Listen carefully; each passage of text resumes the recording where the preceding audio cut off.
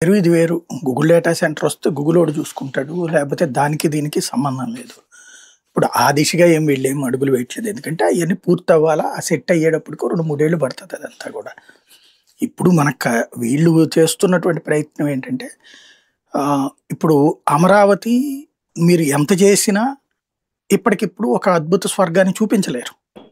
ఇప్పుడు 18 నెలలయిపోయింది.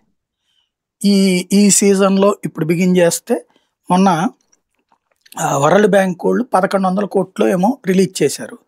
ఇప్పుడు ఇంకో 1700 కోట్లు రిలీజ్ చేస్తున్నారు. ఈ డబ్బులతో ఇప్పుడు ఈ సీజన్ వర్షపు సీజన్ అయిపోయిన తర్వాత శీతాకాలం వచ్చింది గదా! ఇప్పుడు గూడా ఈ వాతావరణం ఉంది.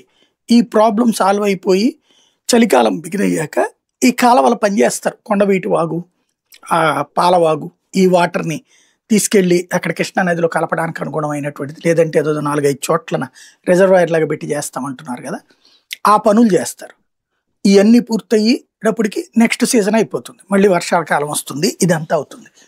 అప్పుడు ఈ డెవలప్‌మెంట్ పరంగా చూస్తే ఇప్పుడు ఎగబడి ఇక్కడికొస్తున్నారు అమరావతికి. ఎవడు రావట్లేదు. కాబట్టి ఏం చేస్తున్నారు? ఇప్పుడు ఆ ఫ్లాట్లు వాళ్ళకి పబ్లిక్‌కి ఇచ్చేయడం. ముందు అక్కడ ఇన్‌ఫ్రాస్ట్రక్చర్ తయారు కావాలి. ఇదన్నీ అయ్యేటప్పటికి ఈ 5 ఏళ్లలో ఇంకా 3 ఏళ్లే ఉంది. ఈ 3 ఏళ్లలో మాక్సిమం ఏం చేయగలుగుతారు? ప్రభుత్వ కార్యాలయాలు పూర్తి చేస్తారు. ఆ ఎమ్మెల్యే క్వార్టర్సో, మంత్రుల క్వార్టర్స్